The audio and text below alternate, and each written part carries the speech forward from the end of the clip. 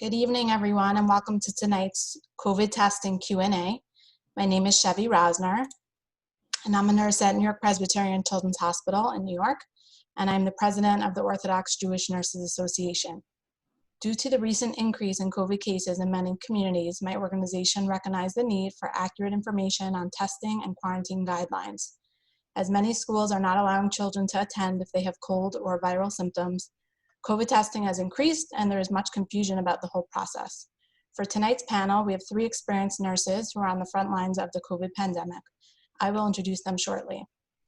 During the height of the COVID pandemic, the OJNA implemented many successful initiatives to address various urgent needs. With the help of many volunteers and incredible donations from community members, our organization distributed packages of surgical and N95 masks to over 1,000 healthcare professionals located in New York, New Jersey, Maryland, Connecticut, and Florida. Each package cost about $50. The OJNA also distributed over 425 pulse oximeter devices to high-risk community members in New York and New Jersey and provided education along with the devices. For those of you who don't know, pulse oximeters are devices that are used to monitor oxygen levels and can assist those sick with COVID in monitoring their oxygenation and guide them in seeking medical care.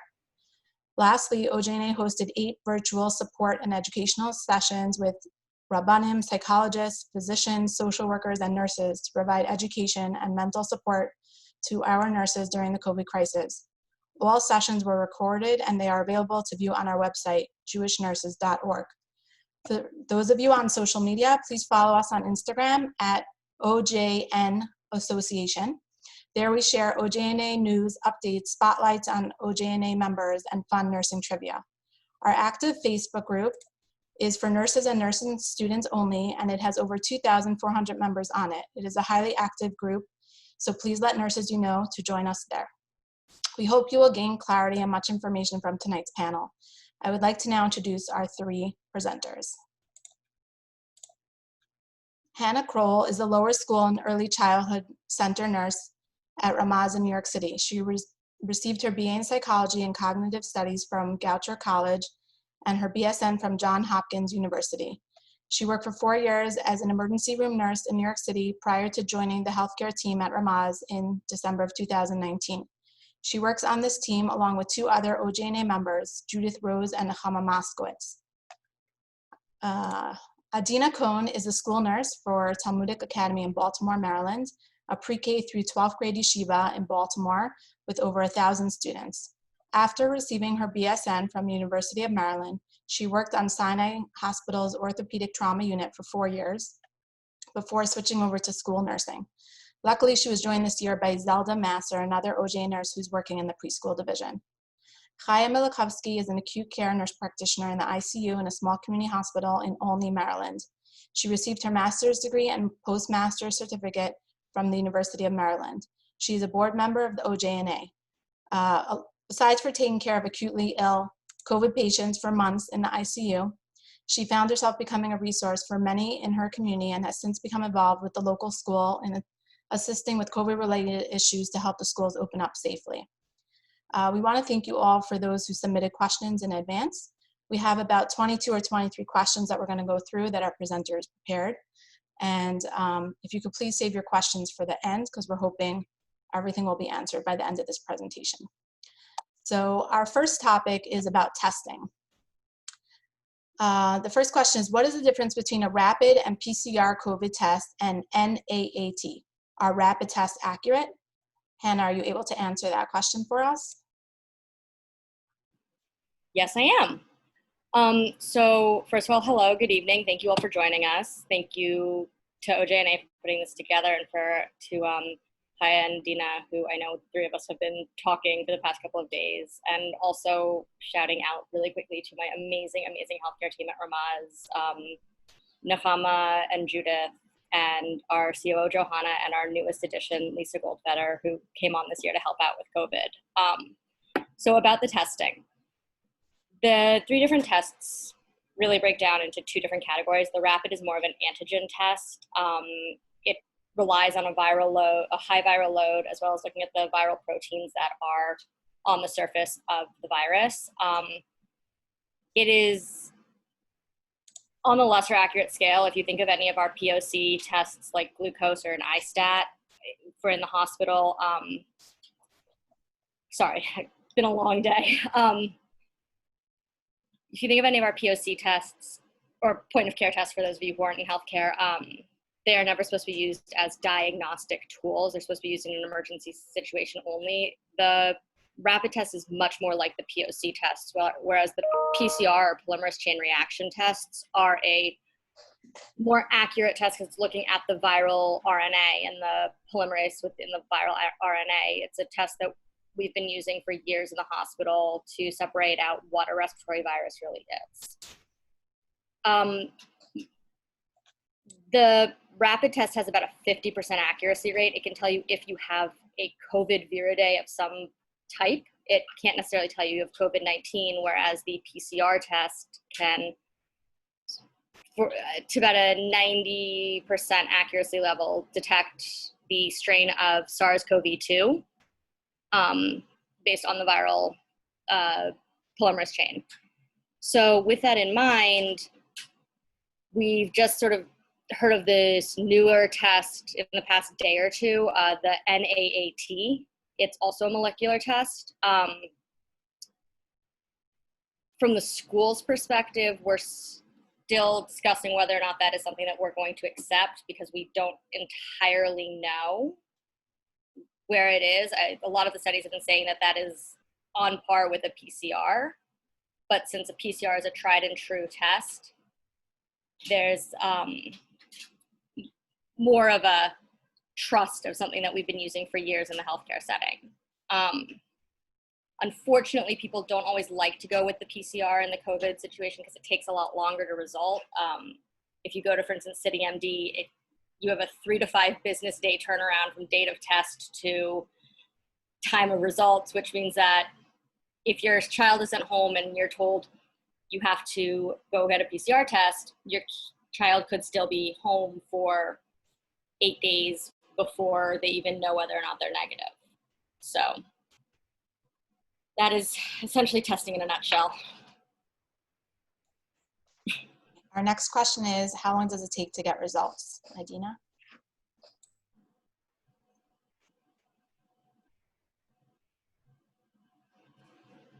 Sorry, I was muted. Hi. So Hannah touched on this. It varies a lot depending on where you're going. I think that, you know, it's right. It also depends on supply. You know, there was definitely in July, there was a at least a week turnaround for everything. Right now in Baltimore, we have testing. We're lucky enough to have testing that has max 48-hour turnaround for PCR. So it's really been helpful for us. That being said, just to piggyback kind of what Hannah was saying, we are using rapids in our school if it's positive. So like if, you know, somebody wants to go get a rapid and it comes out positive, we will isolate them based on that until their PCR comes back. And so far, anyone who's been rapid on, I think for our school, on positive on rapid has been positive on PCR. So, but obviously you don't want to, you know, as Hannah was saying, it's not so accurate. So you don't want to base your negatives, let them back into school and then find out, you know, 2 days later after you've exposed everyone that they are positive. So, but the turnaround time does depend on where you're going. And I think it's important for us to, you know what's going on and refer our families, especially to places that are not going to take a week, because it's, you know, especially if it's not a high likelihood that they have COVID, it's very frustrating for, you know, families. Okay, thank you. Haya, when is the best time to be tested after an exposure?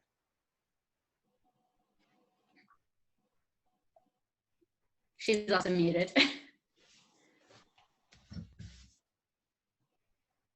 Haya, are you there? Okay, now I'm there. Sorry, I wasn't able to stuff earlier.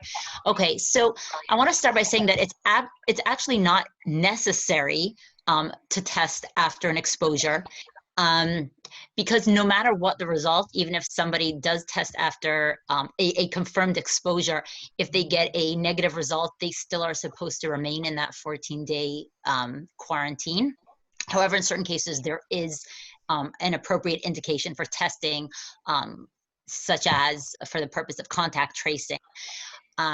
Now, that being said, just because you're getting tested, testing one day after an exposure is very, very different than testing a week after an exposure. And a study done at Johns Hopkins Hospital, and it was published in the Annals of Internal Medicine, looked at the rates of false negatives. So that means people who will end up becoming positive in the future, or who are actually developing a COVID-19 infection in their body, but a false negative, they're going to get a false negative result. And they looked at the percentage of false negative results over the course of a week or two. And within 1 day after exposure, there's 100% likelihood of false negative. So getting tested right after an exposure is really just a waste of time and discomfort on the part of the person being tested, because no matter what, you're going to get a negative result. By the 4th or 5th day, the rate of false negatives go down to around 67%, and around day 7 or 8, reach that nadir, the lowest rate of false negatives that go to around 20%. And again, different PCRs might have somewhat of even higher accuracy than that. So ideally, sometime around a week after exposure is the chance when that PCR test is going to be most accurate. And I just want to make a point here about testing. Testing is a tool. That's really all it is. What a test does is it's a snapshot in time. It shows you that at the moment that you're being tested, is there a detectable amount of viral load in the blood? That's all the result means.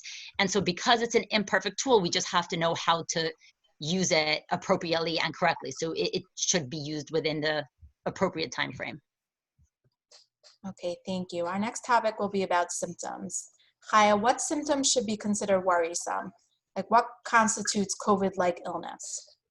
All right, so all the way in the beginning of COVID, we really thought that COVID was a respiratory virus. And so things like cough, shortness of breath, those were kind of like the hallmark symptom. And as we've learned over the past few months, COVID really has a tremendously wide expression of disease. There are some people who are completely asymptomatic, a large number of people who have minor symptoms, and then a proportion of people who are going to go on to have severe disease leading to multi-system failure. And then even among those systems that we're talking about, whether they're minor or severe, there's really a very wide range of symptoms that ranges from, the more common things like fever, cough, shortness of breath, viral type syndromes with body aches. But in some people, COVID is showing up as headaches, as gastrointestinal symptoms, extreme fatigue, runny nose and sore throat. So really the gamut of symptoms is really, really large. And one thing that a lot of school nurses, a challenge that they're really dealing with is that there's a lot of overlap between the symptoms of COVID and really every other minor illness that we anticipate students are going to develop throughout the school year, like strep and flu and the common cold. And so it's really hard to pull out what symptoms are COVID-like and what are not. And when transmission of the virus is fairly low in the community, we probably will anticipate that the majority of these symptoms, especially those minor, the less, respiratory symptoms, we anticipate that they're more likely going to be one of those other diseases than actually COVID, except for those few cases when it's not. And therein lies the challenge. Which is why it's so important to treat any of these symptoms as potential COVID until ruled out. But that being said, we really can't make every single runny nose that's going to show up so many times in every family throughout the course of the year. We don't necessarily need to go down the COVID pathway for every single runny nose. So different schools are coming up with different guidelines to assist with making sense of these symptoms and prioritizing certain symptoms or constellations of symptoms that are more or less likely to be COVID. And so, for example, I can just share the kind of algorithm that I worked on for the school that I'm assisting. And we kind of based it on the policy of the hospital where I work, where we kind of look at what we divided them really into major symptoms and minor symptoms. And those major symptoms are the ones that we felt are more likely to be COVID.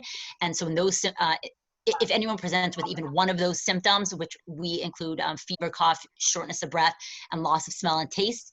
And of course, for any of these symptoms, we're talking about an instance where the symptom is new and unexpected. So we're not talking about a child who gets migraines once a month and it now has a migraine. We're talking about new and unexplained cough, shortness of breath, and loss of taste and smell. And we separated that from the more minor symptoms.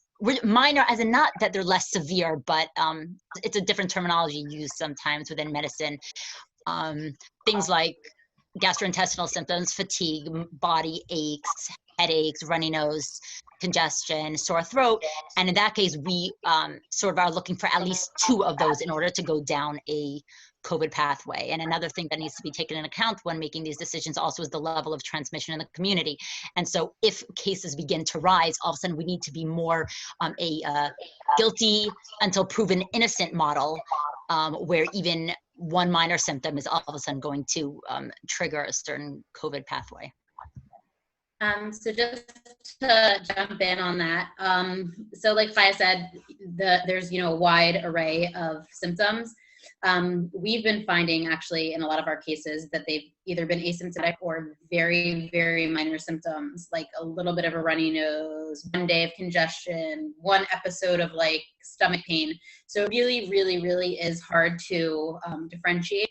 And the main thing I think is the community transmission rate, which right now in our community, we have a pretty high transmission rate. It's around 15% positivity rate in our firm community in Baltimore. I don't know if it's similar elsewhere, but so, a lot of the kids with even minor symptoms were, recommending that they stay home, see if they develop anything, see if they've had any exposures. We're looking at it pretty closely just because they're really, with children, it really is very nonspecific. To jump in and piggyback on what Adina and Faya have all said, one thing that has been coming out more and more is that with pediatric patients, it is much more common to see GI symptoms as the initial presenting symptoms, vomiting, diarrhea, to be specific. They may not have any respiratory symptoms. So one thing that we've been sort of looking at is GI symptoms accompanying symptoms that may not present with norovirus or stomach flu or any other common pediatric illnesses. So for example, like maybe a sore throat and diarrhea, or a fever with vomiting and a headache.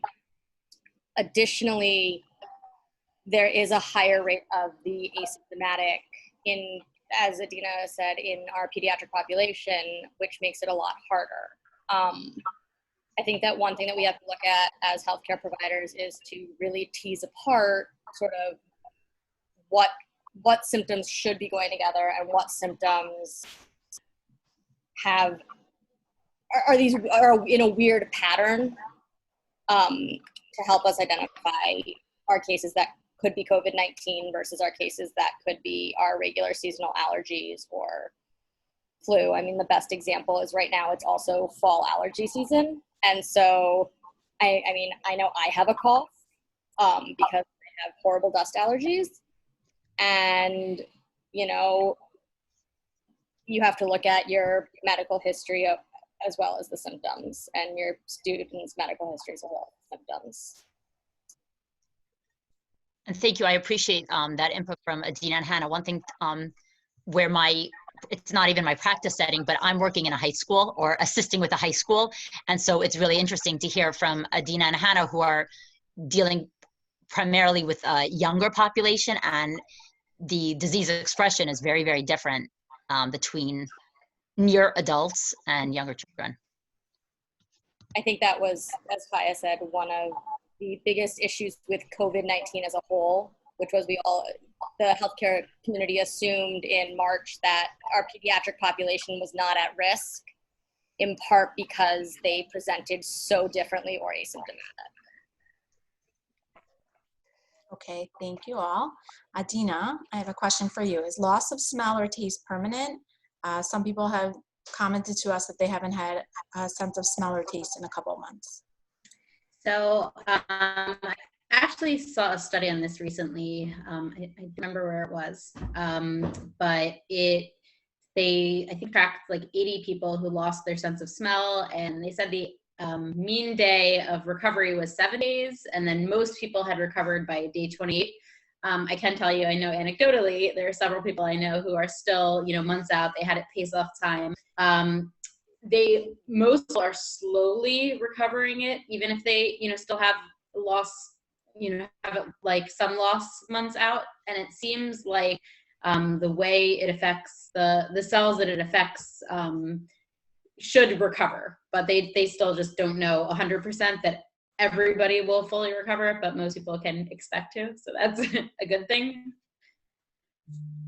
Okay. And I'm gonna move on to the exposure. Chaya, what is considered COVID exposure? Okay, so the CDC has pretty clear guidelines about this. Anyone who comes within 6 feet of an infected individual for 15 minutes, regardless of mask usage, is considered to have been exposed. With that in mind, though, it's important to also take into account the form of exposure. So if I casually came within that 6 foot vicinity of someone who's positive, we're both wearing masks, I was there for 4 minutes in that little area, for the purpose of contact tracing, I would not be considered exposed. However, if I was still next to that person for that same 2-minute period of time, but we kissed and hugged each other, we haven't seen each other in a long time, or we shared food or utensils, or she sneezed and coughed all over me, really at that point, like that 15-minute time frame becomes kind of irrelevant, because any really high level form of exposure should be considered exposure regardless of the time frame. To quickly piggyback on what Chaya said, there are also different levels of exposure. Absolutely, everything you said is so perfect, but to also touch on the difference between a primary and a secondary exposure. Mm-hmm. Primary being a direct, I was over at my cousin's house for Yontif, and now all of a sudden I'm getting a call that my cousin has COVID. That's a primary exposure. Anybody who I have then been exposed to after that would be a secondary exposure. And I think that's really important to tease apart when it comes to testing and what we do after, about what the level of exposure that an individual has. Thank you. Hannah, child exposure at school. What should I do now? Right, I forgot I was answering that question. So again, we have to look at your level of exposure. One thing that I know at Ramaz we've done is we've really tried to do a cohort in order to help with that. So we have a lot of, in our upper and middle schools, the grade is a cohort. I think that is a really great example because it's a larger pool. So if you have a positive within a large grade of students, then you look at the direct contacts first. And those are our primary exposures. And then you think about a nucleus being your contact, your primary exposures being that first ring outside of the nucleus, and then your secondaries being that second ring outside of the nucleus. So if your child's the primary exposure, then obviously they are being asked to quarantine for 14 days, and you are following whatever guidelines the school is giving, which they're all getting directly from the Department of Health. For secondary exposure, we're not so concerned at this point unless a primary exposure were to become symptomatic. But the most important thing, if your child is exposed at school, is to find out whether there is a level of exposure, what the level of exposure is, and then, which you'll be notified by your child's school, of course, what their level of exposure is. And from there, your school nurse, if you're a Ramaz parent, me, Nurse Judith, Nurse Nahama, will get in touch. And everything will come directly from the DOH. And that's sort of how we go. However, we've actually had situations now that are considered non-exposures, which have to do with within the quarantine period. If you think of the infectious period of COVID, according to DOH and CDC guidelines, a person is considered infectious from 2 days prior to symptom onset and then 10 days post-symptom onset. So if there is, for example, as of right now with the guidelines the way they are, anybody who tests positive in quarantine and has not been in school for 2 days prior to that positive test. So for example, somebody, their last day of school is the September 10th and they test positive on September 15th, then they would not be considered a exposure because the, sorry, again, it's been a very long day. The exposure, they wouldn't have been within their infectious period at the time that they were last in school. So that is also something to keep in mind, because you'll start hearing these non-exposure COVID positives getting tossed around more and more, I think, as the others continue to give us their guidelines. And just to jump in on that, for contact tracing purposes, those are really helpful because they haven't come in contact with anybody except if they're actually following quarantine well, that they've been in their house, not exposed to anybody else. So with contact tracing, especially with high community spread, it's kind of hard to see where some of it's coming from. But if people test positive once they're in quarantine from somebody else, it's a lot easier to track where how it's spreading, and it can help us kind of hone in on what exposures in school are causing cases to spread. Adina, I ate a meal with someone over Yom Tov, and now one of us has COVID. What should we do? The person who is positive should notify everyone who was at the meal with them. I've started looking around. My kids are like playing with other kids outside in the neighborhood, seeing how many families I'm going to have to notify if someone in my family tests positive every time I go anywhere. So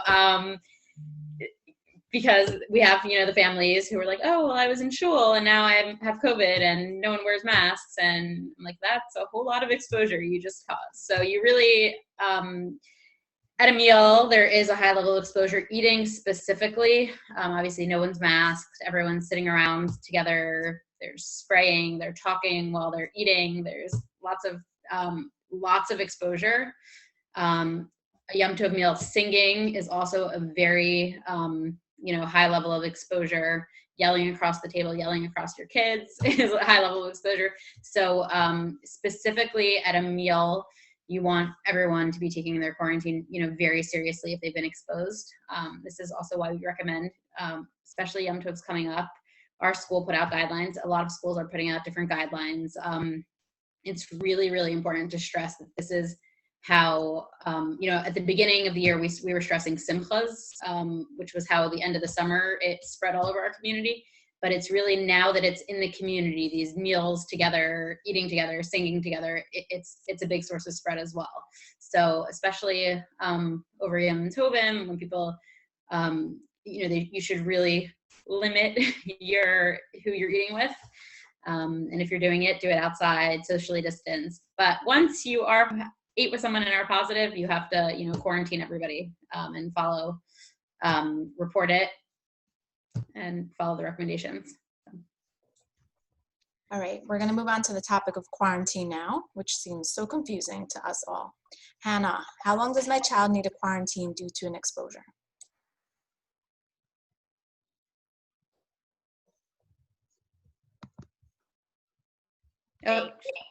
Okay.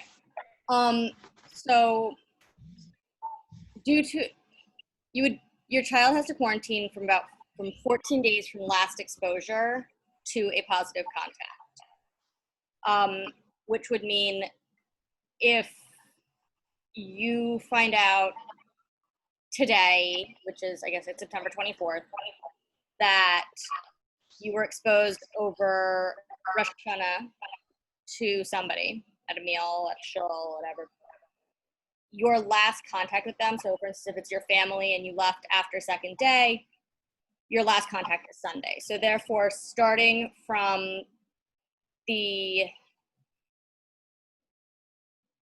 like if that's your, starting from the 20th would be 14 days, would be October 10th. However,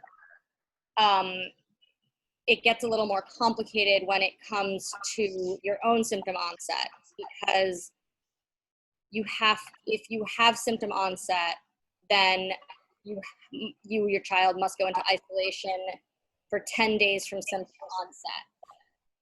onset. With symptom onset being day 0. So technically it's 11 days. Additionally, with travel, it also becomes a different ballgame, but that is another question.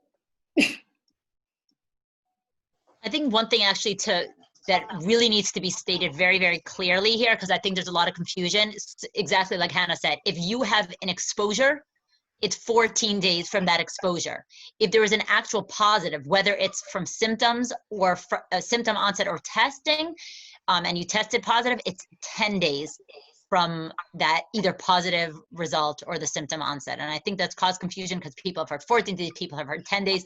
14 days is the case of an actual exposure or contact, close contact with an infected individual. And the 10 days is only for people who are actually infected with COVID, whether that infection was determined by a positive test, but they're asymptomatic, or whether that infection came along with symptoms, in which case that 10-day count starts from the day that the symptoms began. So for our amazing non-healthcare community who is also coming to join us, a little bit of explanation behind those numbers and why those numbers seem so weird is one, we're looking in the healthcare world at the average number of days. And when we look at those average number of days, the average number of days of gestational period for COVID-19 is about 2 to 5 days. So we're looking at that 2 days being the earliest that you could start to be infectious. Then you have the 2 days prior to symptom onset or positive test that you are considered positive. You're considered infectious. And then 10 days of infectious potential from symptom onset or from that positive test. So that is how we break down the 14. And then just to clarify one other thing, because I've been getting a lot of questions about this too. It's from collection of, it's not 10 days from when you get your PCR results. It's from the collection sample. And it really, people are confused about it because they're like, oh, well, I got my positive test, so now I'm going to count 10 days. It's from when it was collected, because that's when you gave your sample. So Kaya, if someone had an exposure and doesn't want to go for testing, what happens then? Okay, so there's actually usually there's no specific need to go for testing if someone is exposed. If someone gets exposed and there's no need or desire to be tested, they need to assume or act as though they are positive and quarantine for 14 days from the period of exposure. And during that period, they just need to have, just closely monitor their symptoms. A lot of sites or recommend daily temperature screening. And of course, it goes without being said, during that 14-day quarantine period, strictly avoid contact with really you should be avoiding contact with anyone, but especially those who are at high risk of developing severe disease from COVID. So we actually get this question a lot from parents about, well, my child has a cold, my child has this. I don't want to test my kid. When can they come back to school? And I think that this really goes along with that, like not wanting to test, being afraid of testing, is the New York City Department of Health guidelines actually specified that you needed a doctor's all clear to come back to school, as well as being 24-hour symptom free.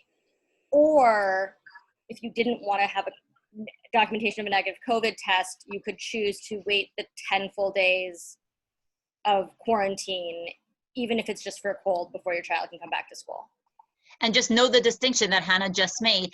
She was displaying a case where someone had the onset of symptoms that may or may not be, and that's why she utilized the 10-day quarantine period. Exactly. And the initial case that I was talking about was someone's exposed, which is why I used the 14-day term, and we're just being consistent here. This is actual guidelines. Jump in. It's isolated, not quarantine, because you're considering them like If you're- presumptive right. positive. Right. This is So if they're home with symptoms, not a case. So that this is what we all got in August when we were told that we could reopen school. The negative test or 10 days. so there's some questions. Oh, that's a good one.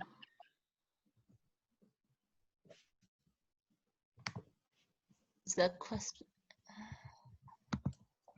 Oh, wait, we actually have this question. Right. So, Hang tight, Ackerman. We actually have the answer to this question coming up in a minute. right. Well, we actually, I mentioned it a little bit in the earlier question, which was talking about when to test. Can you say what the question is? The question Okay, I'll read it out loud. It says, what if I am in a 14-day quarantine and my job wants me to test before I return to work? When should I test? If at the end of 14 days, do I have to wait another 3 to 5 days for the PCR to come back? I mean, I know the recommendations are generally not to use testing as a method for taking someone out of quarantine and isolation. Those are current recommendations, but I guess if your place of work wants that, you don't really have much of a choice. you can't test out of quarantine. It's not. It sounds to me like though this person's job doesn't want her to test out of quarantine, but wants to test at the end of the 14-day period. It also depends if you're a healthcare provider or not. Unfortunately, we have very different guidelines as essential workers Right. for being able to return to work. Can you explain the difference for those who don't know? So the CDC put out guidelines earlier in the year, in March and April, that basically stated that as soon as fever broke for healthcare providers and then being 72-hour symptom-free, they were to return to work with a confirmed, if you had a confirmed positive COVID test at the beginning. So the quarantine is not nearly as long. However, I believe now coming to the schools, obviously you have to follow the same DOH guidelines. But again, the idea of using the testing as a break from quarantine after those 14 days is a rough one, because we still see positive test results after 14 days because everybody's immune systems are different. You know, your blood type has to do with whether or not you're still showing up with positive tests. There's so much thinking about it that you could be testing positive for weeks and weeks and weeks and weeks, even though you're no longer infectious. It's just that the virus is lingering in your system.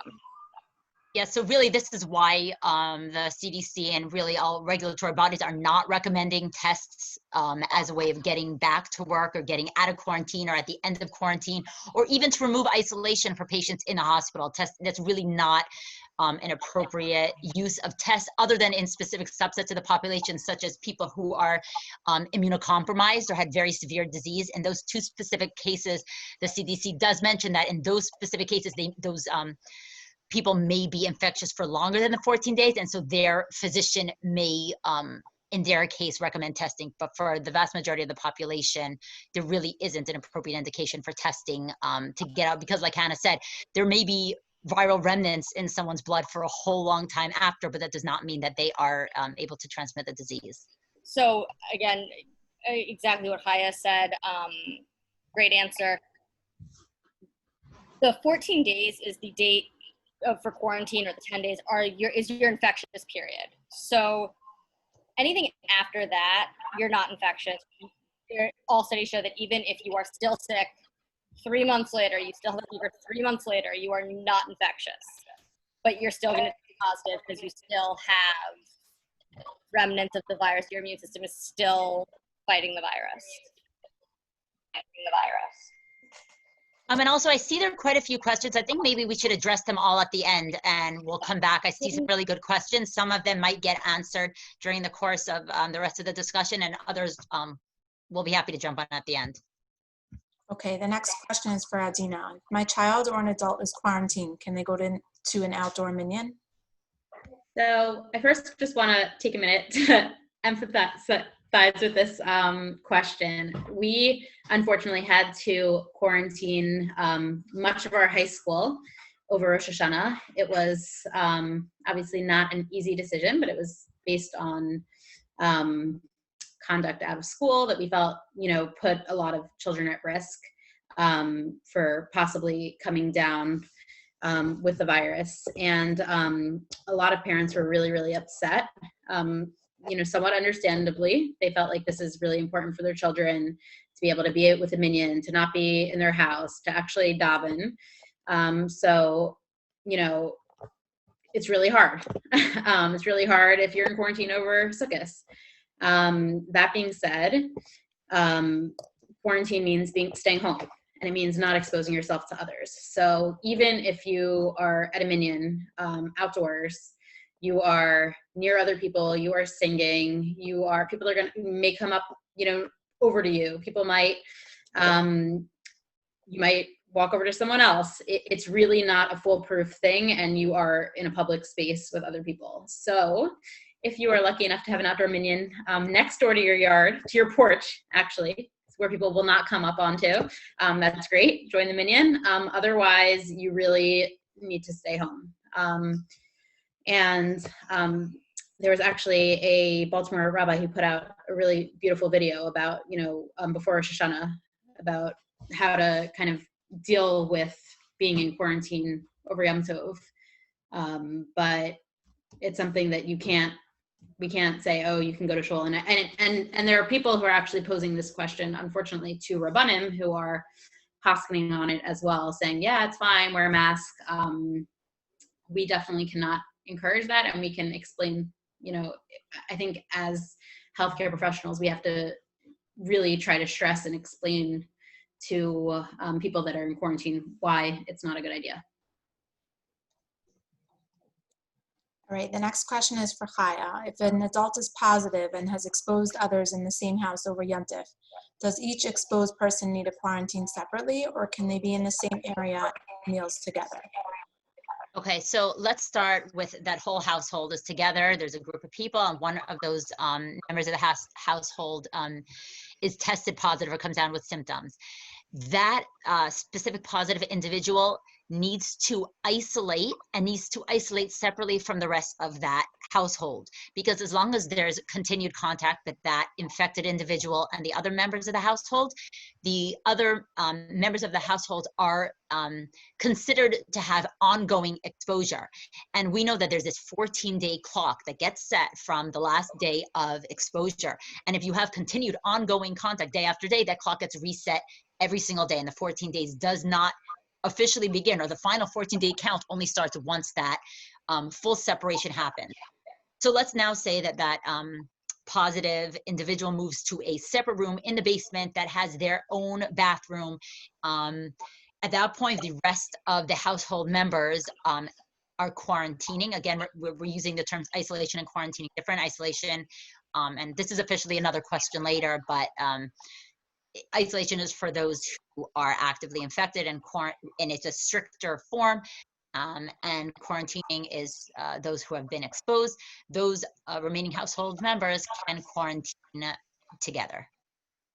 Unless, of course, someone within that cohort of exposed individuals develops symptoms or tests positive, in which case that person needs to isolate and move separate from everybody else. And the clock starts again.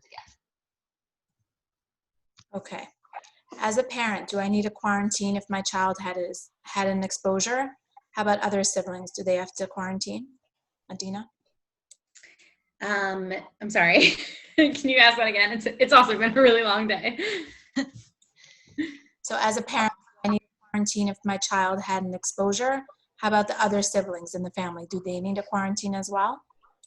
So that would be, like Hannah said earlier, a contact of a contact. So everyone else in the household can go about their business, can go back to work, can go back to school, as long as the person who was exposed is quarantining. If you have a young child who was exposed and are caring for that child, and they, are totally not separating from them, which is understandable. I've been telling, parents call me, well, I can't put my 4-year-old in the basement by themselves. And I'm like, you shouldn't be putting your 4-year-old in the basement by themselves. You really shouldn't be quarantining from your 4-year-old.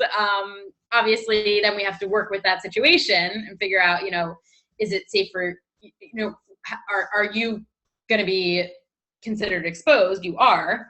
And you shouldn't be going to work if you're, not quarantining your children who are exposed, but that's an individual, thing that kind of needs to be worked out with each family. If you don't have space, if you don't have a bathroom, if you don't have, an extra bedroom, if all the kids, you have to take the family dynamic into the situation, into consideration when making these decisions, and you have to discuss it with the families and really figure out what they're able to do based on their situation.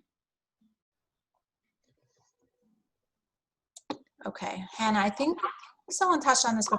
It may have been you. Can you test out of quarantine?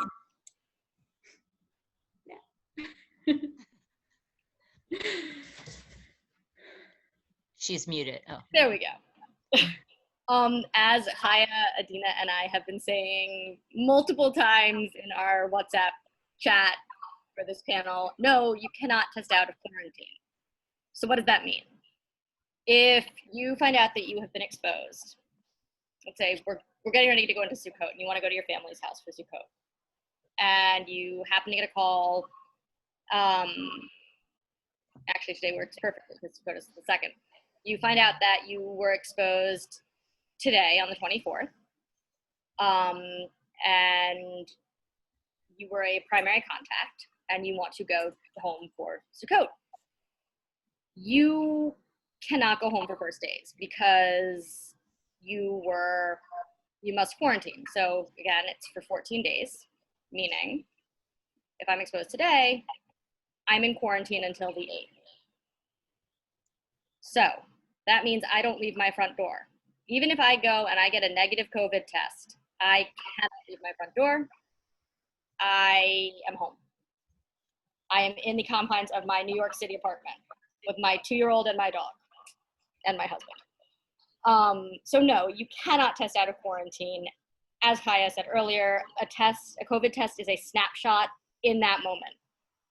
Who's to say that in 3, 4, 5 days, I don't start developing symptoms, or worse, one of the things that we have been seeing a lot of is the development and onset of symptoms and or positive COVID towards the end of the isolation period, of the quarantine period. I think that it's really important to designate between the words quarantine and isolation, which we will do in a moment. But you cannot test out of quarantine. A negative COVID test solely means that at that moment in time, you do not have a high enough viral load to transmit. That does not mean that in a week's time, 2 weeks' time, you don't. Aya, can you explain the difference between quarantine and isolation? Sure. So we just touched on this briefly before. Really, they're very, very similar terms, but they're applied to two different populations, and they serve different purposes. So a quarantine is what someone who is exposed to a COVID positive individual must undergo, and it is designed to keep away that person who has had a contact with an infected individual, to keep that person away from others, and it involves close monitoring of symptoms throughout that quarantine period. Whereas isolation is what someone who is actually infected with COVID must deal with, and that is designed, it's a somewhat stricter form of quarantine, and it's designed to keep those infectious individuals away from others, even within their own home. So we touched on that earlier. Someone who is in isolation really must be in their own room with their own bathroom, avoid any contact with anyone else in the household, with pets. I mean, ideally, if it could be done in a different environment. Someone who is in isolation should not leave the home or that room for any reason other than to get necessary medical care. I think really important to mention that, as Haya said, isolation is solely for the sick individual. Quarantine is for a primary contact. Secondary contacts are not put in quarantine until primary contacts become a symptomatic individual, or as we've been using since March, a PUI, or person under investigation. Okay, our next question. When does quarantine start in a situation where someone tests positive after developing symptoms?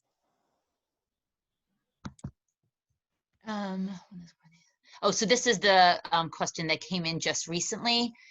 And this is what we've been repeating all along, is that in someone who tests positive, after developing symptoms, you go back to the time of symptom onset. And so if I develop symptoms 3 days ago, I got tested yesterday, and my results came back today, my 10-day isolation period starts 3 days ago when my symptom onset began.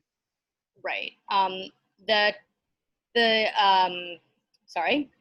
The quarantine period for somebody who is asymptomatic would only be the 14 days from the test. So the test does, if you're symptomatic, the test doesn't. Would be 10 days from the 10 days. 10 days from the test. Yeah. The symptomatic is sort of more what we're going by for a positive, and therefore for those counting of days,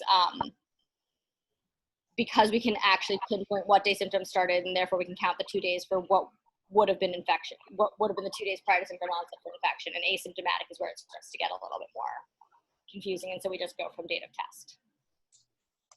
Okay. The next question for Adina. What are the indications for a school to shut down? So this is a question that gotten a lot today. There's some stuff going around on social media about a bunch of schools being shut down over 2 cases. I saw this was a question also on the chat over here.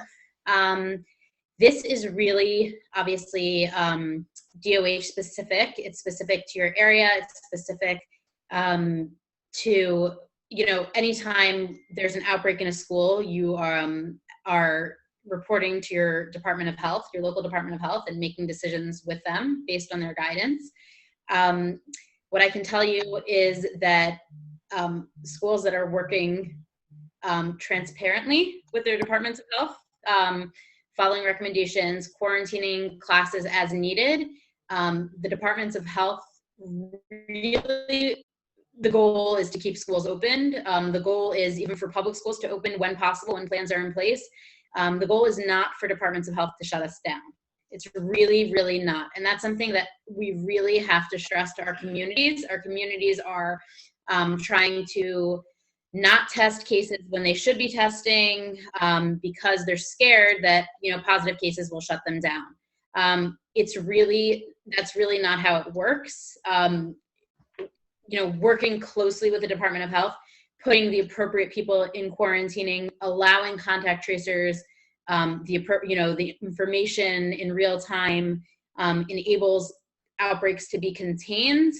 And you know, these stories where, oh, an entire school of 1,000 kids got shut down because of 2 kids, there's really more to these stories where there's usually recommendations that were given were not being put into place appropriately.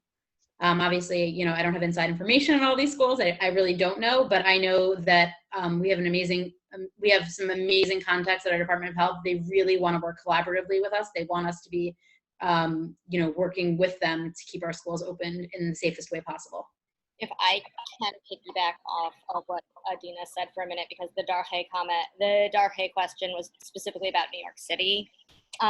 We got very specific guidance from the mayor and Cuomo through, of course, our departments of health months and months ago. It was very public knowledge, and they actually said something like, if we see a rise in an area of more than 3%, then the schools in that area will be shut down. And that was sort of, it was a news brief. I don't even think it was in any of the DOH guidelines. We saw it as a news brief. So there was a large increase in several areas of Brooklyn and Queens and 5 towns in the from post Rosh Hashanah. I think that what I read earlier, I could be completely wrong, is that we saw like a 23% increase in the past 2 days or something in those communities within our community. And that's part of why the DOH was sort of preemptively, it had nothing to do with the schools themselves and the number of cases in the schools themselves. It had to do with the overall number of positive cases coming back within that community, those communities. With that in mind, that doesn't mean that you stop testing in order to say, oh, well, we don't have a rise in cases, so we can therefore keep schools open. I think it's really important to mention that that is something that you want to keep testing, because if we don't have numbers, if we aren't able to contact trace, then those of us in New York City remember what it was like in March, April, May. And we don't want to go back there. So I just want to use this as an opportunity to stress to those of you who are healthcare providers in those communities, please, please, please, please, please keep encouraging those communities where their schools were closed today to continue to test and continue to help us see. Hannah, should people quarantine if they travel out of state? So it depends where you live, but I can speak only for New York City and what we're getting from our Department of Health and from all of our amazing COVID task forces. We have the New York State Travel Advisory List. It is updated, I think, every week with the states that are required quarantines. That's to say that if you are in New York City, if you're coming to New York City from any of the states on the travel advisory list, there is a mandated 14-day quarantine.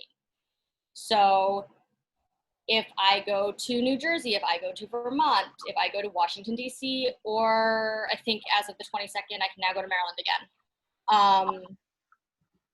I don't have to quarantine, but if I want to go, say, visit my grandparents in Los Angeles, I have to come back and quarantine for 14 days. If I break quarantine, it is a $10,000 fine. Additionally, the New York City DOH somehow got really awesome with flying in and people flying in. And in order to ensure quarantine, they now take down your cell phone number. And I heard from a friend of mine who returned from one of the quarantine states recently that when she walked out of her apartment to take out her trash, she walked out of her front door and got a text immediately from DOH that said something like, "You are in violation of your quarantine. You have 5 minutes to return to your apartment."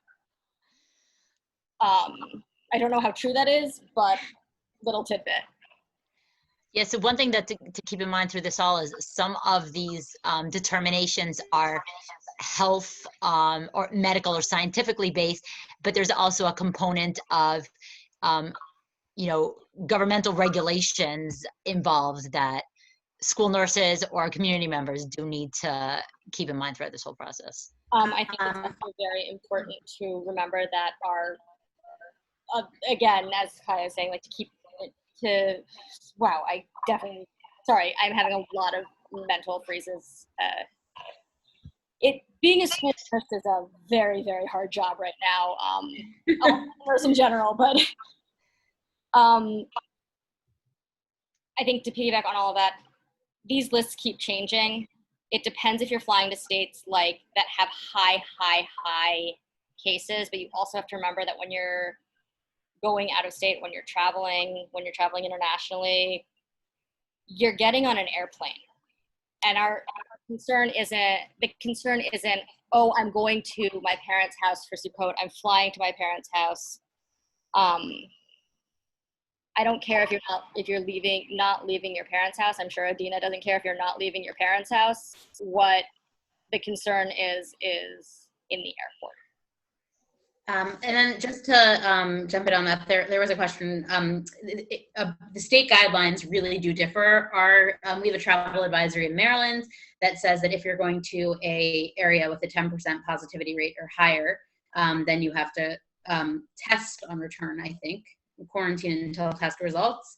So that is a state specific guidance. Each school is kind of going to take what they set their own policies based on that, with that being the minimum. So we are currently just saying if you go to somewhere, with a high positivity, there's a CDC guidelines linked to our health advisory that show the positivity rates in each place, that are constantly being updated.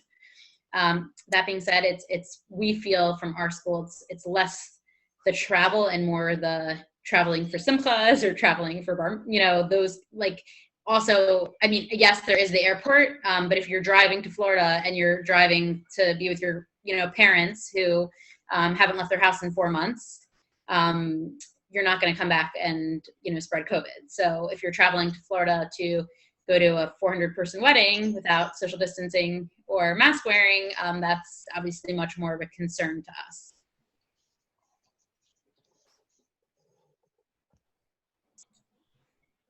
Adina, can you address what the definition is of a high-risk location? Yeah, so I mean, according to Maryland, so it depends. New York has everyone has a high-risk location. Maryland just has 10% and above, so it really, it varies by state. What I would say besides that is what we're seeing right now. The quick increase. It's not just the going from to a place with 10%, but it's all of a sudden you had 2% and now it's 8%. Within 2 days.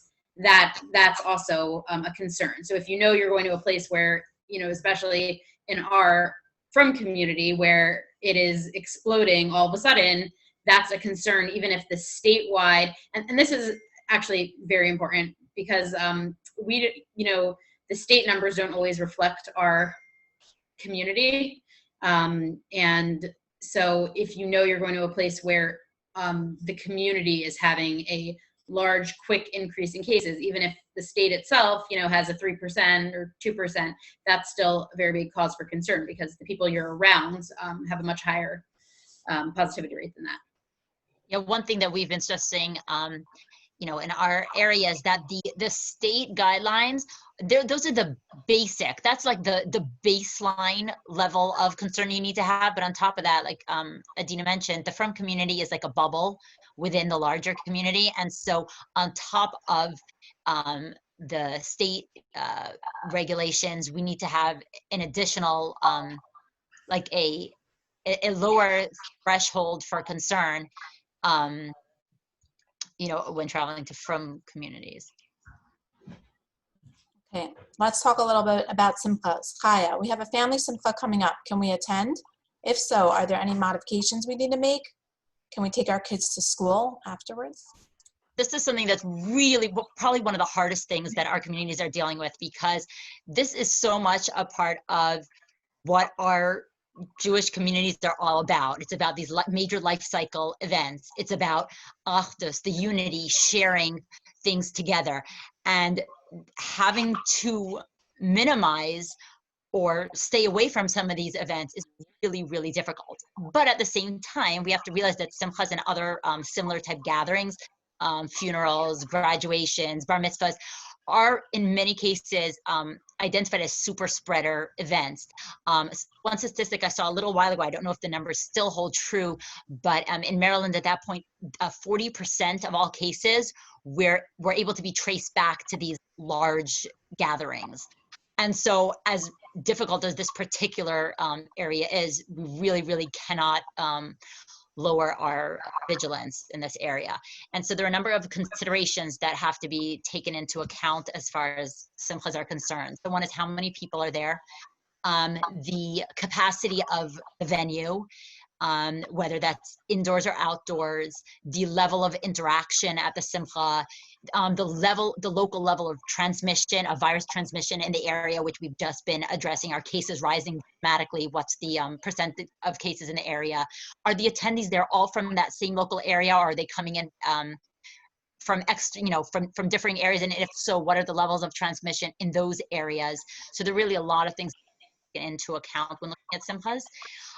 So Chaya, sorry to jump in and interrupt, but I think that one of the most important things, everything you said was like phenomenal, but to add on to what Chaya's been saying, one of the most important things going to simchas is, are people wearing masks? Well, so yeah, I'm getting to that.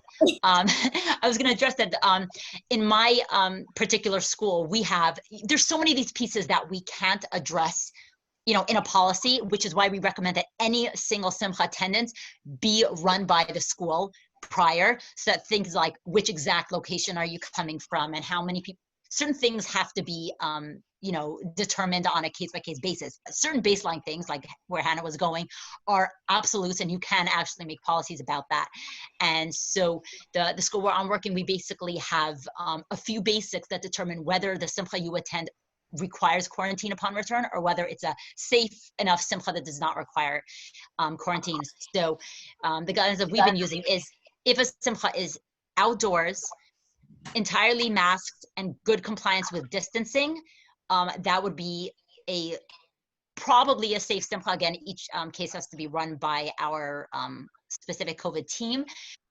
However, one caveat to keep in mind here, when we say this, that everyone, that the simcha is masked and distant, that doesn't mean you as an individual guest. It means everybody else in a simcha. So if everybody else is masked and socially distant, and it's outdoors, then we consider that a simcha from which you do not need to quarantine. If it's a simcha that's entirely masked and good compliance with social distance, and it's indoors but at below the capacity that is determined by the state, that's allowed by the state, that is probably one. And if any of those are not in place, if there is not good compliance with masks, if there is not good compliance with social distancing, or if the capacity is greater than what is recommended by the state, then automatically that requires a quarantine. And just want to stress, it does not matter if you go to a simcha and you put on a mask. Remember, the purpose of a mask actually is to protect others from you. It's not primarily to protect you. It will afford some protection, but the primary purpose of a mask will be to protect others in case you are sick. So which is why in a situation where everyone is wearing a mask, then everyone will be afforded that protection. So it doesn't help. I've heard a lot of people saying, yeah, well, I went to a simcha, but I wore a mask and I made sure to stay away from other people. I'm sorry, that sort of simcha still requires quarantine, at least according to the school where I'm. Unless to all our nurses out there who have been fit tested and know what size N95 they're wearing, you can always go in an N95 to a wedding, but I don't think any of us want to be in an N95 for a prolonged period of time. To also go with what Chaya is saying, weddings, bar mitzvahs, bat mitzvahs, we also want to make sure, no dancing. Sorry, I know dancing is a huge part of our simchas, but that's unfortunately not you can't maintain social distancing with dancing, but also anything that involves heavy breathing, you actually need to maintain more than a 6-foot distance. You need to maintain closer to a 12 to 20-foot distance. That's something you want to look at. And also instruments. Something as simple as the music, if there's wind instruments that can create instruments that can create a more aerosolized spread.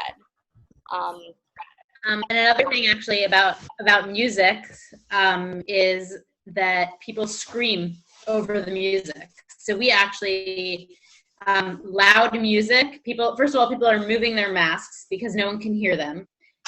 And people are screaming over the music. And the screaming is one of the biggest ways to spread. So really any event that has a lot of music, dancing is really a high risk event. That being said, I think we do have to understand there are, close family members where people shouldn't even really be expected to observe social distancing. If your brother is getting married, if, you're going to be in a picture with him, you're going to, dance with him. Well, if, sister is getting married, you'll dance with her. But, these are things we can't expect people to not participate in, but they have to understand that it's fine. You can do this, but you're going to have to quarantine your family and socially distance from everybody until, for a period of time. So these decisions really are personal, and they're based on, different people's individual situations. That being said, people should not be, this is not the year to go to your third cousin's bar mitzvah just because. So. Or to invite, the entire community to your wedding. Right, exactly. Okay, we have a couple more questions. Adina, if one child stays home because he feels sick, do all the children in the house need to stay home as well? So this is another question we've gotten about 5 million times in the last couple of weeks. It's actually a little bit of a gray area. It also depends on community transmission. It depends on the likelihood of it being COVID. I think Hannah was telling me the DOH said until they're positive, you don't have to keep the siblings home. We as a school feel That's changed, by the way. Like, Oh, yeah? like, Okay. Okay. It's still a gray area. Right. There isn't really specific guidance on it in our area. We feel that if there's for sure, if there's someone in your household who is under investigation for COVID, the doctor felt that there was enough of a reason to send them for testing. We recommend that all family members quarantine until the results. If it's a kid who gets strep all the time, they have a sore throat, that's, their only symptom, we generally let the other siblings come to school while that kid goes to the doctor. If the doctor then decides, no, it's the strep was negative, we want to send them for COVID testing, at that point, we'll ask the parents, to keep the rest of the kids home. But it is kind of a case by case. It is also based on exposure. If we know this family has been quarantining, if we know they haven't been having big parties, some of our families are having big parties, we would be more reluctant to let their other children into school while they decide to take their kid to the doctor or not. So it is a little more gray. We always feel like, erring on the side of caution as opposed to exposing an entire grade is always a good idea if that child will be able to come back 2 days later instead of sending everyone home for 14 days. So that's really, what we're trying to lean towards. Before we start our next question, I just want to especially for those of you who are not in healthcare or on school leadership teams, I just want to differentiate two terms that we've been using a little bit, the term guidance and the term mandate, and they're very different. DOH mandate are the things that as schools we are required by the Department of Health to comply with, whereas guidance are sort of like, this is what we're recommending, and we all work at, since we are all nurses within a Jewish day school, which is an independent school, we look at the DOH guidance and then we base all of our policies off of the guidance, but we can go above the guidance and we can't go below the guidance, but we can go above and beyond the guidance. I know at Ramaz, we are working, Nahama, Judith, Johanna, again, you guys are like the best people. I know that too, and Lisa too, I know you guys are all tuning in. And I mean, Judith works tirelessly with the DOH every day. Johanna, Judith, Nahama, Lisa, and I have meetings every Thursday to help us form our school policies based on the guidance of the Department of Health.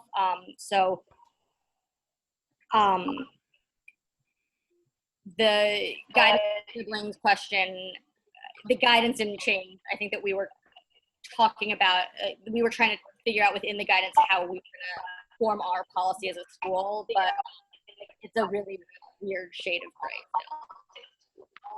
New York State, so what she and I talked about earlier is that New York City Department of Health had said until there was the guidance was that a positive only, but then as Haya touched on earlier, symptomatic, what do you do if they're symptomatic and as a PUI? And I think that was sort of where New York City's guidance as a school, we were starting to try to go above and beyond that guidance.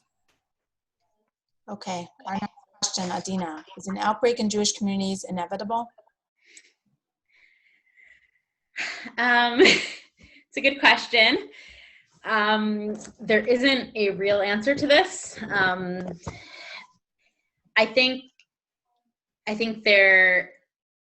it is inevitable. I don't think that it is inevitable that it can't be contained.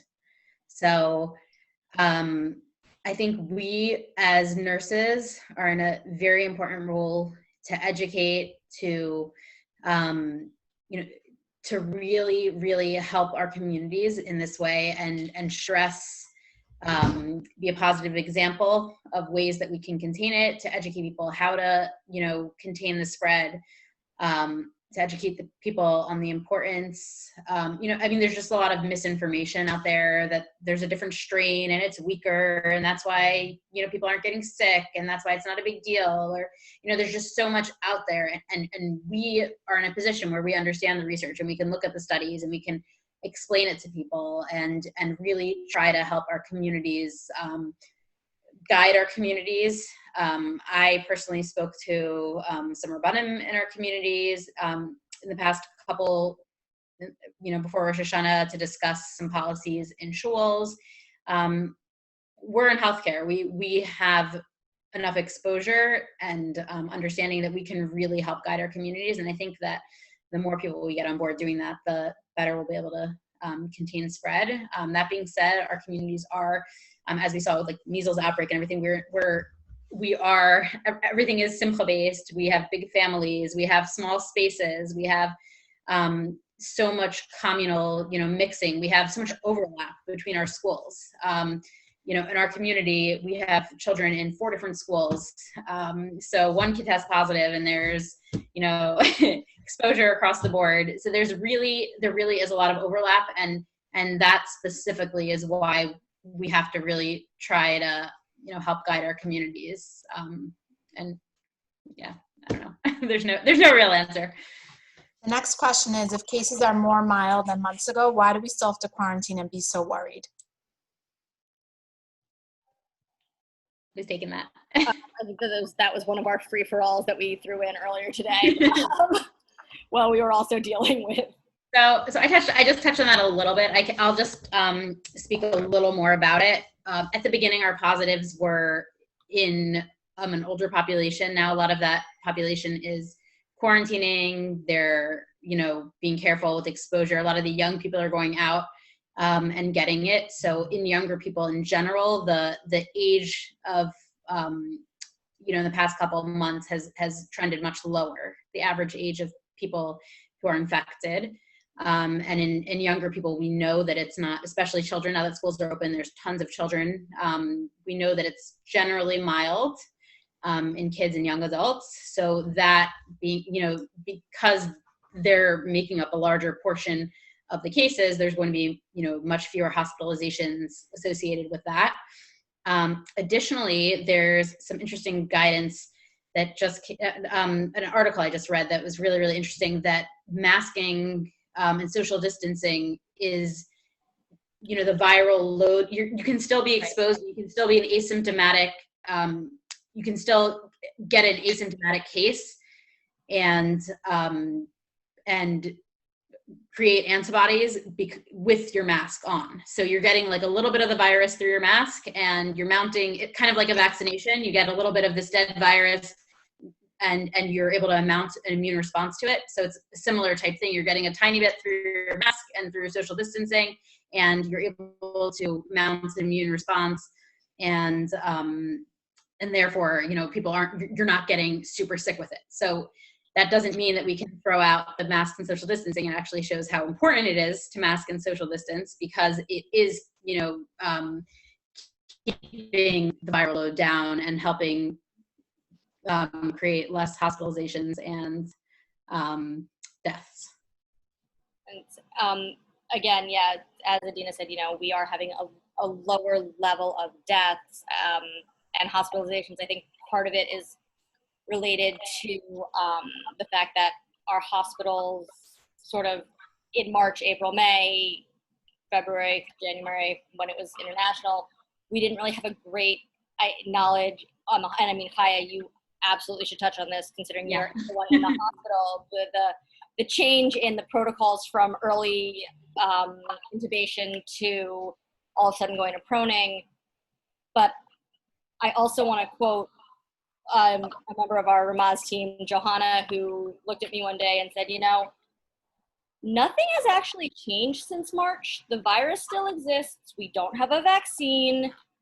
So we have to continue to be vigilant the way we were before. It might not look as bad, but we have to continue to think that it could get bad again. And there is a pattern, actually. I saw, I believe the pattern was seen specifically in like the southern states towards the end of the summer, where there was a rise of cases in younger individuals, mostly like between 20 and 39, I believe. But then 2 weeks after that, there was a linked rise in hospitalizations and cases in older people. And we just have to wonder what's going to happen now that cases are rising primarily among younger people in our, religious communities. What's going to happen in 2 weeks? Because young people are just as able to spread it. And so true, the cases are rising among younger people, but there was a pattern detected, and I think mostly in Arizona, where they saw that shortly thereafter, it was followed by a rise in cases. And I just have to say, I continue to work in an ICU right now. We do have current cases. We do have people who are currently dying, and not just old people. A 45-year-old patient of mine has an 8-year-old and a 10-year-old son is in the process of dying right now. It's still here and it's real. I will also say that another reason to be vigilant, especially since we have a rise in cases in the, say, 25 to 45, 50 range, is the one thing we really don't know about this virus is what the long-term health ramifications are yet. If you think about it, initially it was the older population dying between, and Kaya, you're the ICU person here, you can talk about that. But we don't know what's going to happen to our 18-year-old who was sick with COVID last week, and we don't know what this means for their long-term health. This is still so new that we don't have any way to know when he's 35, 40 years old what it's going to look like when he's 50 years old. Is he going to have severe CHF? So because this is something so new, we have to be hypervigilant. I know a lot of times in the infectious disease world, at the beginning they were comparing this a little bit to HIV, where when HIV in the 80s, 90s was a new virus, a novel virus, since it was our last novel virus, it was this horrific thing. And I think, Kaya, Adina, jump in and correct me if I'm getting the timing wrong, but like 3 years ago, 4 years ago, it was declared a long-term health condition as opposed to a horrific virus, because we've been able to develop, we know what the long-term health ramifications of it are. We've been able to develop the antiretrovirals. So again, we need to take it seriously now because it is still a virus. COVID, that is, not COVID. We're going to wrap up. We have a couple questions on antibody testing. One is, how accurate is antibody testing? And if you have antibodies, does that mean you can't get COVID again? Adina, can you address that? So antibody testing is not recommended now to use for guidance regarding like whether or not you are can infect others.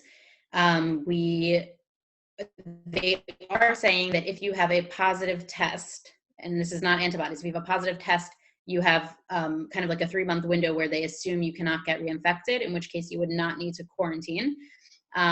We've had a lot of cases where people have called me up, oh, well, I have positive antibodies, I can come back even though I've been exposed. So antibodies itself,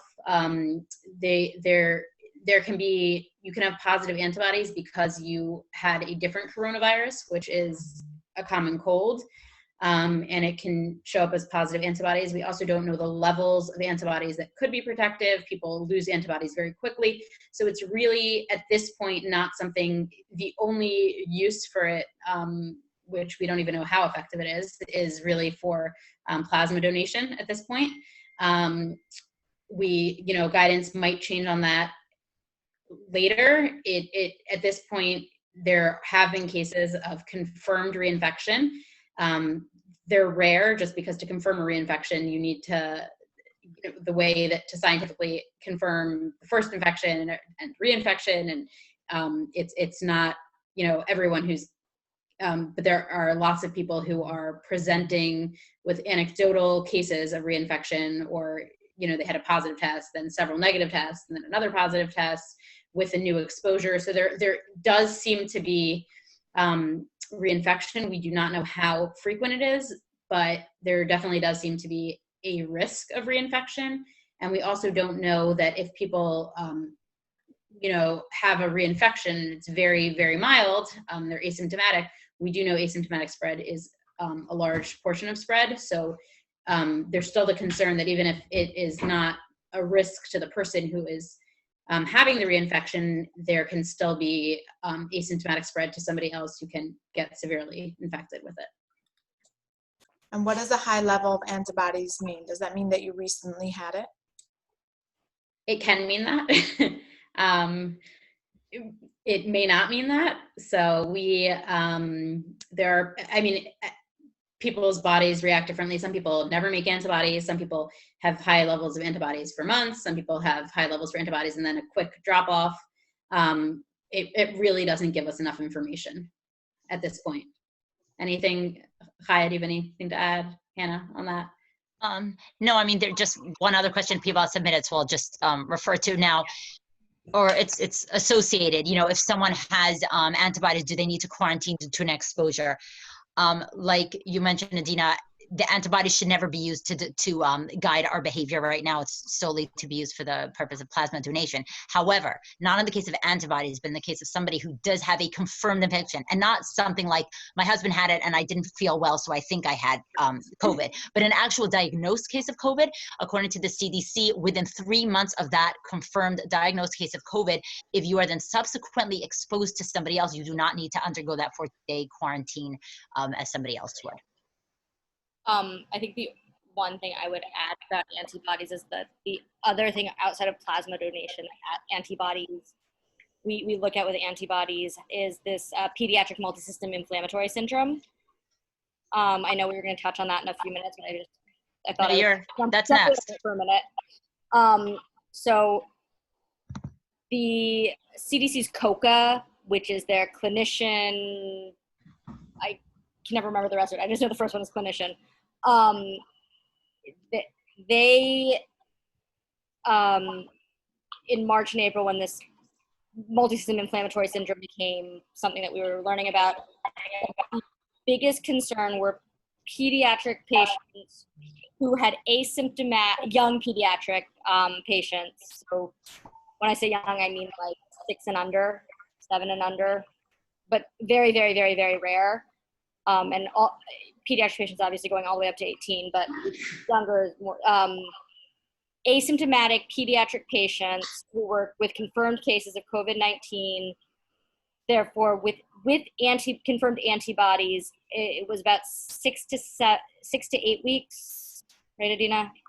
You and I were trying to do the math the other day. I've never seen one in school. Super rare, but I was trying to remember. You and I were doing the math the other day. I think it's 6 to 8 weeks post positive COVID test with antibodies at that 6 to 8 week mark, but is asymptomatic, are the highest risk of development of this multisystem inflammatory syndrome. But it's, again, a super duper rare syndrome. Right, Chaya? But it does need to be a consideration if you're seeing children who, have, some of these inflammatory markers and it's important to ask the parents, oh, do you know if they had COVID, within the past couple months, so that you can track it.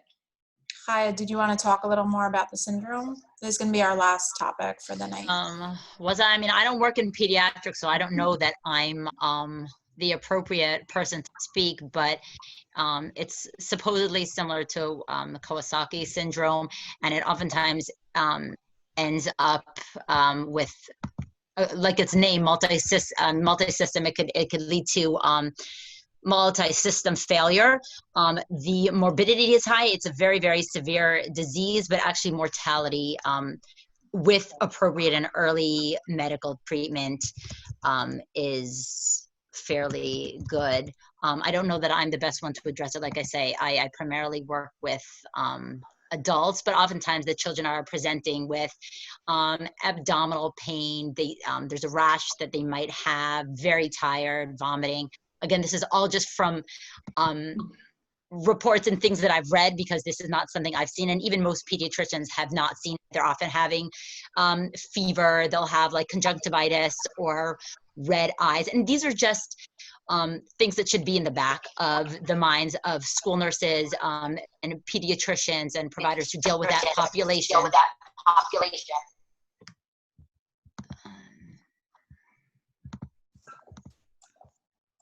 And I lost most people on the screen right now. Still there. There we go. I think that probably is the full list of the questions that we had received in advance and prepared to speak about. Chevy, I know it's quite late. Do you want us to go through some of the questions in the chat, or? Maybe just pick one, and then we'll end it. Okay. Okay, awesome. And we're happy. I mean, I'm happy. I don't want to speak for you guys, but if anyone has questions that they want to send us, email us privately, I'd be happy to answer afterwards. Yeah. Like, reach out to us on follow. social media. I'm going through the questions. Quite a few have been answered already. I think that a lot of them are like specifics of questions that we already answered. I saw one about wedding and quarantine, and is that a New York guideline or is that nationally? There are no guidelines about quarantining after a SIMFA. It's just sort of as healthcare clinicians, providers, etc. It's our suggestion, recommendation.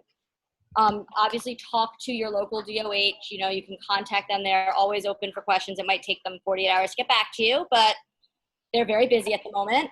And use your own common sense. If you're going to a wedding where or a SIMFA of any sort, where you're worried that you might be getting exposed, use your judgment until you get a call from the DOH. When you get that call that you were exposed, that is when the quarantine becomes mandated. Or if you get that call. And that is something that is across the board.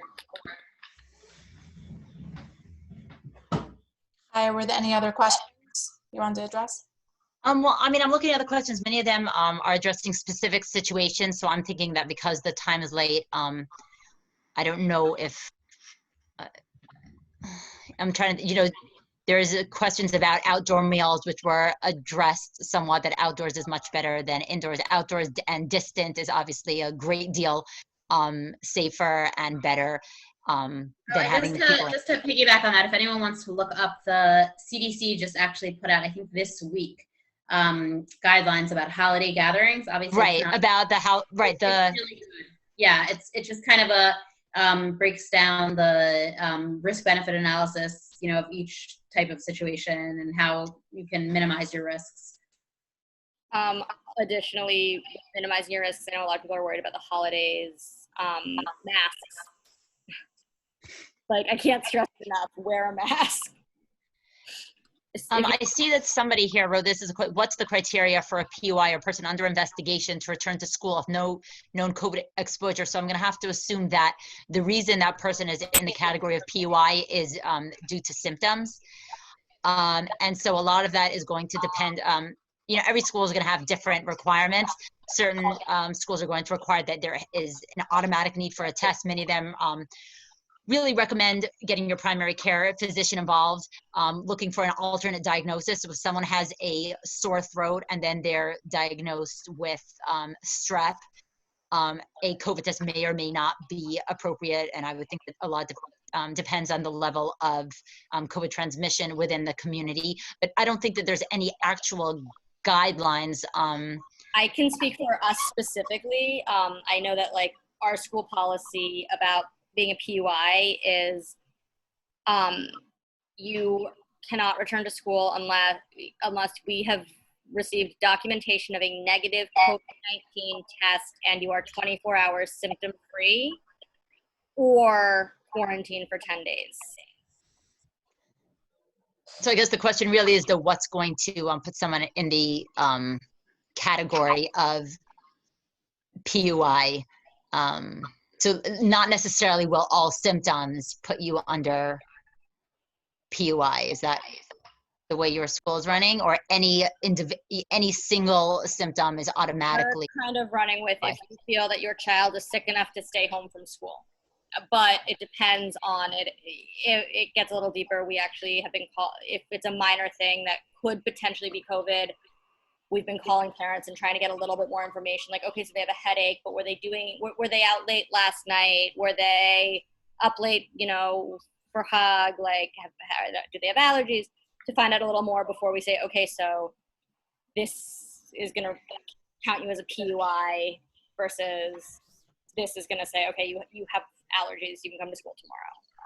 But essentially, anyone who triggers the COVID pathway, and if a COVID test is warranted, whether based on the school policy or by their primary care physician's recommendation, then exactly as Hannah said, either following the quarantine period or upon the receipt of a negative COVID PCR test. But in both cases, it has to be at least 24 hours after the resolution of symptoms without any medication. Binna Gottlieb Weiss, great question, especially if you are a New Yorker.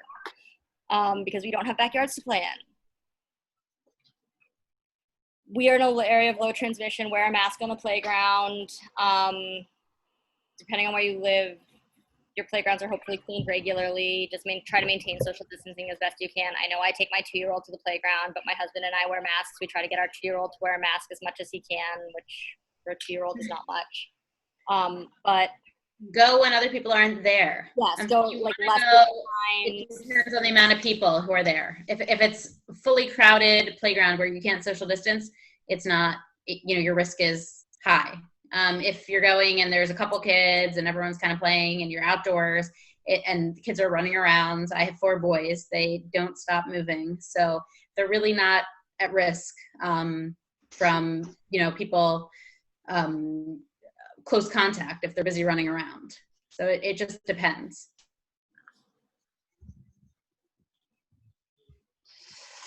With quarantine, no, you cannot go for a walk. If you are under quarantine, you cannot leave your front door. You can go out your back door if you have a fenced-in backyard. But like my back door is an 11th-story window, I can't go out that.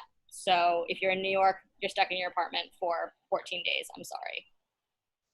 Okay, we're gonna wrap everything up now. If anyone has more specific questions, you can email info@jewishnurses.org and we will forward the question to our presenters tonight. Just want to thank you all 3 for your expertise and your time and effort. We knew it took a lot to answer the questions and give thought to it, and we hope everyone who participated tonight learned a lot and clarified their confusion. So thank you all. Have a good night.